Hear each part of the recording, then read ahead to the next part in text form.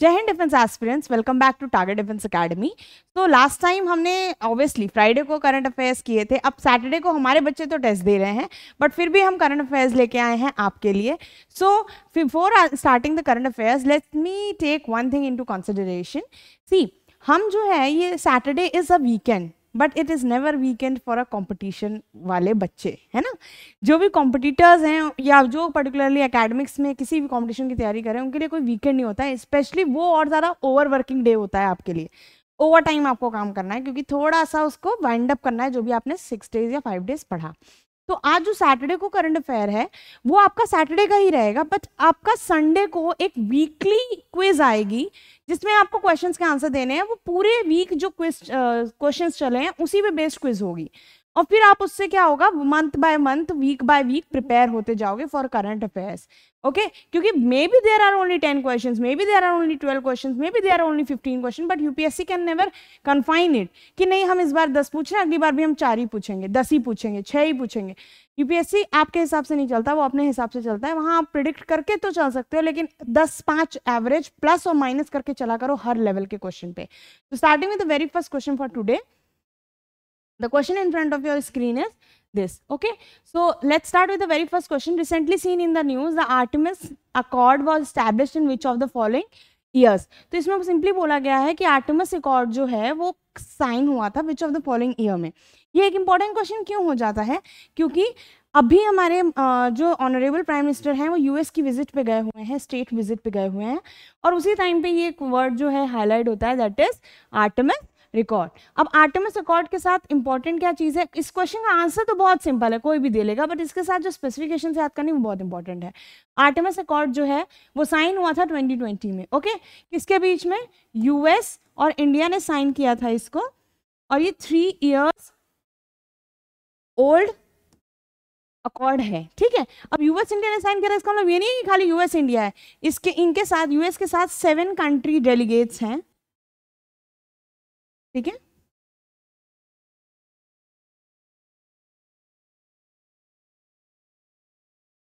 7 countries delegates ने इसको sign किया है, और इसमें मेनली क्या है कि जितना भी एक्सप्लोरेशन स्पेस में हो रहा है उसके रिगार्डिंग डील है कि कैसे पीस से हम एक्सप्लोरेशन करेंगे अपनी अपनी टेक्नोलॉजीज को शेयर करके। Okay, with this we are going to come to the next question. Next question in front of your screen is this. PM Modi has gifted an eco-friendly lab-grown diamond to the US First Lady Joe Biden of the much carat. ठीक है, कितने carat का दिया है? कौन है lady? आपकी जिल बाइडन. अब देखिए फर्स्ट लेडी कौन होती है, जैसे इंडिया के अपनी अलग सिस्टम्स हैं, अलग कल्चर है, उस तरह से वहाँ का एक कल्चर होता है कि वहाँ का जो प्रेसिडेंट होता है उसकी वाइफ को फर्स्ट लेडी बोला जाता है. ओके, तो नाउ इन दिस क्वेश्चन, अगर जो बाइडन प्रेसिडेंट है तो उनकी वाइफ क्या होंगी? जिल बाइडन फर्स्ट लेडी होंगी. तो उनको एक गिफ्ट दिया है, जैसे हम लोग नॉर्मल हमारे वहाँ सेरेमनी होती है तो हम किसी को गिफ्ट देते हैं ना, वैसे वो इंटरनेशनल लेवल पे गिफ्ट दिया गया है. और उस गिफ्ट की सबसे यूनिकनेस क्या है कि वो लैब ग्रोन है. पहली बात तो वो लैब में बनाया गया है, और दूसरी बात वो इको फ्रेंडली है. इको फ्रेंडली चीज ये दिखा रही है कि कितना ज्यादा हम सस्टेनेबल डेवलपमेंट को प्रमोट कर रहे हैं indirectly in case of gifts also. Okay, तो पूछा गया है कितने कैरेट का दिया गया. अब ये क्वेश्चन बहुत सिंपल है, नो डाउट कोई भी कर लेगा अगर आपने पढ़ा होगा, बट इस क्वेश्चन के साथ जो कॉम्प्लेक्सिटीज आती हैं वो बताना बहुत जरूरी था, इसलिए हम इस तरह का क्वेश्चन आपकी स्क्रीन के सामने लेके आए. Answer for this question is 7.5 carat का गोल्ड का जो डायमंड का जो पर्टिकुलर गिफ्ट उनको दिया गया है उनकी वाइफ को, वो ये है. अब इसके साथ आपको कुछ दिखाना चाहती हूँ. ये एक सुंदर सी पिक्चर आपके सामने है. ओके, और ये सुंदर सा वो गोल्ड का गिफ्ट है या डायमंड का गिफ्ट है, सॉरी, जो उनको दिया गया है. अब एक बार फिर से देख लेते हैं. ये हमारा क्वेश्चन था कि पीएम मोदी ने इको फ्रेंडली एक डायमंड गिफ्ट किया है जिल बाइडन को, जो कि कौन है? जो बाइडन की वाइफ है, जो प्रेसिडेंट की वाइफ होती है उसको फर्स्ट लेडी बोला जाता है यूएस में. उनको जो डायमंड गिफ्ट किया है वो कितने कैरेट का है? 7.5 कैरेट का है. तो this is the answer. But point ये है कि इसके साथ और क्वेश्चंस पूछे जा सकते हैं जो कि इस क्वेश्चन में कवर्ड नहीं है, बट आपके लिए इंपॉर्टेंट है. अब वो क्वेश्चन क्या है, वो क्वेश्चन देखने से पहले जरा पिक्चर देख लें सुंदर सी. ठीक है, so this is the gift which has been given to that Jill Biden. अब इसमें स्पेसिफिकेशन क्या है कि ये जो आपको देखने में इतना सुंदर लग रहा है, इसके साथ कुछ और चीजें हैं जो इन्वॉल्व है. जैसे डायमंड तो दिया ही गया है, okay, diamond has been given, but उसके साथ जो स्पेशलिटी आती है वो ये आती है कि इस डायमंड के साथ जो चीज इंपॉर्टेंट है वो ये है कि इसमें जो वर्किंग हुई है वो इस जो यूज किया गया है, जो बॉक्स है that is made up of sandalwood, ठीक है। और वो सैंडलवुड कहाँ से लाया गया है? मैसूर कर्नाटका का यूज किया गया है। इसमें जो कार्विंग हुई है वो 5th जनरेशन सिल्वर स्मिथ के जो लोग हैं कोलकाता के, उन्होंने की है। इसमें एक लॉर्ड गणेशा की पिक्चर भी है जो कि कार्व्ड है, और साथ ही साथ इस डायमंड की स्पेशलिटी इसलिए इको फ्रेंडली है क्योंकि इसमें सोलर एनर्जी और विंड एनर्जी का यूज किया गया है। इसमें जो पर्टिकुलर तंपात्र यूज किया गया है वो जो यूपी से डिराइव्ड है, और इसी तरह से डिफरेंट डिफरेंट यूनिकनेस की वजह से ये डायमंड बहुत ज्यादा स्पेशल हो जाता है। नाउ और एक इंपॉर्टेंट चीज और, इस पर्टिकुलर डायमंड का कार्बन एमिशन रेट भी बहुत ज्यादा लो है, तो इसलिए कितना ज्यादा स्पेशल और यूनिक और डाइवर्सिटी को इंकलकेट करके है, ये आप इस डायमंड को देख के समझ सकते हो। Okay, so now coming to the next question. The question in front of you is GE4F414 jet engine have a thrust to weight ratio. अब ये आपके लिए बहुत इंपॉर्टेंट है। जस्ट बिकॉज मैं सिर्फ रेशियो का क्वेश्चन लेके आई डजंट मीन कि आप सिर्फ इतना ही पढ़ेंगे, आपको उसके साथ ये भी कवर करना है कि ये कितने पर्टिकुलर रेशियो में है। तो इसमें जो प्रोपोर्शन है, बहुत प्रपल्शन जो होता है उस जेट इंजन का, उसका रेशियो है थ्रस्ट की कंपेरिजन में 9:1 का। तो आंसर फॉर दिस इज 9:1। अब इंपॉर्टेंट है कि 9:1 क्यों मैम, और क्या क्या चीजें, ऐसा क्या है जीई इंजन में? पहली बात तो जीई है क्या, ठीक है। तो दिस इज नॉर्मल की जनरल इंजन के बेसिस पे ये चीज की गई है, और इसके और HAL जो इंडियन की ऑर्गेनाइजेशन है, ठीक है, उसके बीच में एक डील साइन हुई है जिसमें इन इंजन्स को और ज्यादा हम लेंगे किससे? यूएस से। और ये इंजन क्यों इंपॉर्टेंट है कि क्योंकि हमने इसको यूज किया है, आपको पता है, इसको हमने LCA तेजस यानी लाइट कॉम्बैट एयरक्राफ्ट तेजस में यूज किया था, जो कि तेजस हमारा इंडिजिनस था, इंडिया में बना हुआ था, इसमें यूज किया था। और ये देखा गया कि इस JE4F414 की जो एफिशिएंसी है वो बहुत ज्यादा है, तो इस वजह से ये क्वेश्चन आपके लिए इंपॉर्टेंट हो जाता है। इसके बारे में और ज्यादा आप डिटेल में पढ़ सकते हैं because it is very very important for you. Okay, अब कितने जेट्स लिए गए ये भी आपको बताना है कमेंट सेक्शन में। आगे, which city will host 2024 summer Olympics. अब 2024 समर ओलंपिक्स कौन होस्ट करने वाला है, ये क्वेश्चन आया क्यों? ऐसा क्या हो गया कि मैम आप ओलंपिक का क्वेश्चन लेके आ गए? बात समझने की कोशिश करिए। 23 जून वॉज इंटरनेशनल ओलंपिक्स डे, और ये स्टार्ट कब हुआ है? ये 1894 में स्टार्ट हुआ था। इंटरनेशनल ओलंपिक्स कमेटी बनी थी, ओके, कमेटी बनी थी 1894 में, और किस दिन बनी थी? 23 जून को, इसलिए उस दिन इंटरनेशनल ओलंपिक्स डे सेलिब्रेट किया जाता है। और उसी के बिहाफ पे क्वेश्चन है कि 2024 का समर ओलंपिक्स कहाँ पे ऑर्गेनाइज होने वाला है। तो answer for this question is Paris, और पेरिस कहाँ पे है? फ्रांस में। Okay, now moving to the next question. Next question in front of your screen is this. Again देखिए गवर्नमेंट स्कीम से हम क्वेश्चन लेके आए, ठीक है। लास्ट क्वेश्चन किससे था? स्पोर्ट्स सेक्शन से था। ये फिर से किससे हो गया? गवर्नमेंट स्कीम से क्वेश्चन हो गया। अब गवर्नमेंट स्कीम क्या कहती है? इसने बोला कि प्रधानमंत्री कृषि सिंचाई योजना, बहुत अंडरस्टूड है, कृषि है, सिंचाई है, दैट मीन्स इरिगेशन की, फार्मिंग से रिलेटेड है।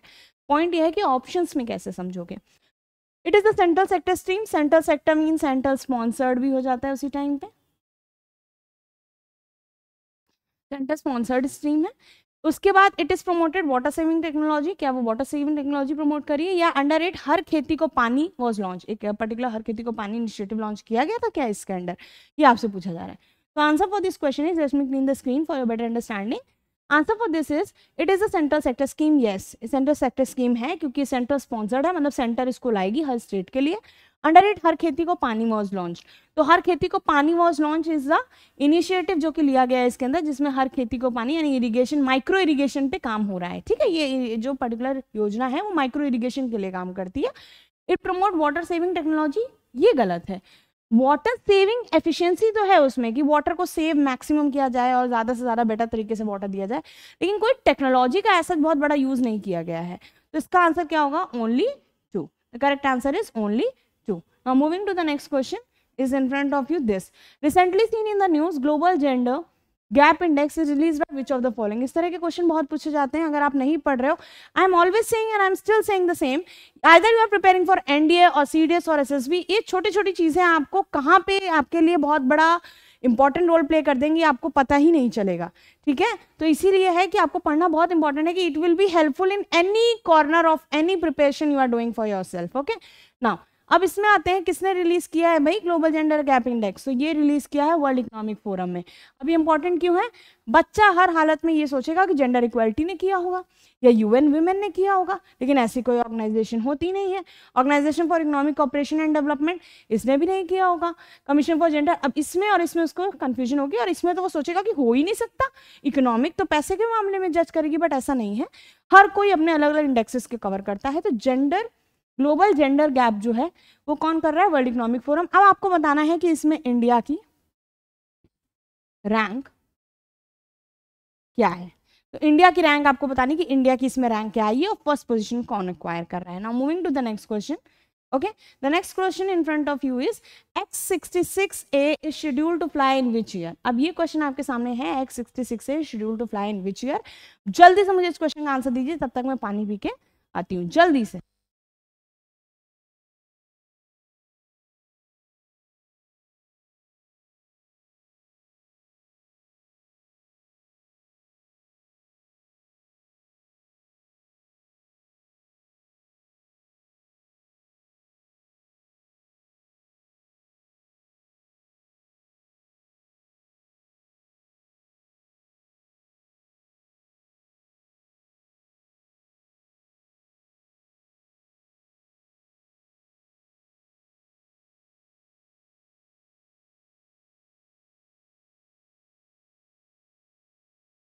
अब वापस आ जाते हैं जल्दी से। ये नॉर्मल क्वेश्चन था, X-66A is scheduled to fly in which year. अब आपको इसका आंसर बताना है कि ये किस ईयर में शेड्यूल्ड है। Answer for this question is 2023 में इसको शेड्यूल किया जाएगा, ठीक है। Next question in front of your screen is this question. Recently seen in the news, India is anticipating F414 jet engine deal with which of the following countries. इसीलिए ये important है, ये वही GE F414 है जिसकी बात हमने अभी की थी। तो इसके लिए किससे साइन कर रही है, ऑब्वियसली यूएसए से साइन किया हुआ है। Moving to the next question. अब ये आप सब बता लेंगे, ये मैंने पढ़ा दिया है। ओलंपिक्स, इंटरनेशनल ओलंपिक डे 2023 है, इसके रिगार्डिंग आपको आंसर दें। It is celebrated every year on 21 June. The theme of this year is let's move. Now see, आप सबने बोल देंगे कि मैम अभी तो आपने बताया कि 21 जून को नहीं सेलिब्रेट होता, ये 23 जून को सेलिब्रेट होता है, ठीक है। और theme of this year is let's move, या ये बात सही है, गवर्नमेंट या कि वर्ल्ड में बोल रहे हैं कि the world is moving fast but people are moving less, ठीक है। The world is moving more, the people are moving less. इसलिए इंपॉर्टेंट है कि लोग ज़्यादा से ज़्यादा मूव करें, तो इसलिए इस बार का लेट्स मूव किया गया कि किसी भी स्पोर्ट्स के थ्रू या किसी भी एक्सरसाइज के थ्रू या किसी भी पर्टिकुलर चीज़ के थ्रू आप बहुत ज़्यादा अपनी बॉडी को एक्टिव रखें। तो आंसर फॉर दिस अगर हम देखें तो एक सीधी सी चीज़ सोचिए कि अगर एवरी डे मैं इसको अगर क्लीन करूँ नॉर्मली, ठीक है, अगर एवरी डे ये नहीं, मतलब ये पर्टिकुलरली 21 जून को नहीं सेलिब्रेट हुआ, तो ये आंसर क्या हो जाएगा, गलत हो जाएगा। थीम सही है, तो यानी सिर्फ सेकंड स्टेटमेंट सही है, ओनली 2 के साथ हम जाएंगे and the answer will be right. Moving to the next question. ये बहुत इंपॉर्टेंट क्वेश्चन है, ठीक है। Where was the Florence Nightingale from, ये कहाँ से थी। अब कहेंगे आप मैम ये क्या क्वेश्चन ले आई है, मैंने उस दिन आपको क्या बोला था बताइए, मैंने बोला था ना कि अवार्ड से भी क्वेश्चन रहेगा, हम मिक्स क्वेश्चन लाएंगे। तो अवार्ड से क्वेश्चन है, फ्लोरेंस नाइटिंगेल कहाँ की है। फ्लोरेंस नाइटिंगेल एक अवार्ड होता है, ठीक है। पहली बात तो समझ लीजिए, फ्लोरेंस, ये पर्टिकुलरली फ्लोरेंस नाइटिंगेल अवार्ड होता है, जो कि कब दिया जाता है, दिया जाता है स्पेशली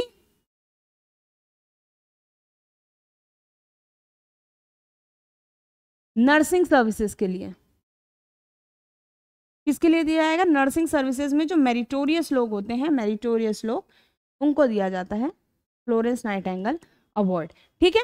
अब पॉइंट ये है कि ये किसको दिया गया, कहाँ से आया, तो ये आया इटली से है। देखिए समझने की कोशिश करिए, ये इटली की विमेन थी फ्लोरेंस नाइटिंगेल, और इन्होंने क्या किया था, बहुत इंपॉर्टेंट काम किया था। अगर मैं स्क्रीन क्लीन करूं, इन्होंने जो क्राइमियन वॉर हुआ था, किसके बीच में हुआ था, रशिया और ब्रिटेन के बीच में, उसमें इन्होंने ब्रिटेन के जो टर्की में हॉस्पिटलाइज्ड सोल्जर्स थे, ठीक है, हॉस्पिटलाइज्ड सोल्जर्स थे,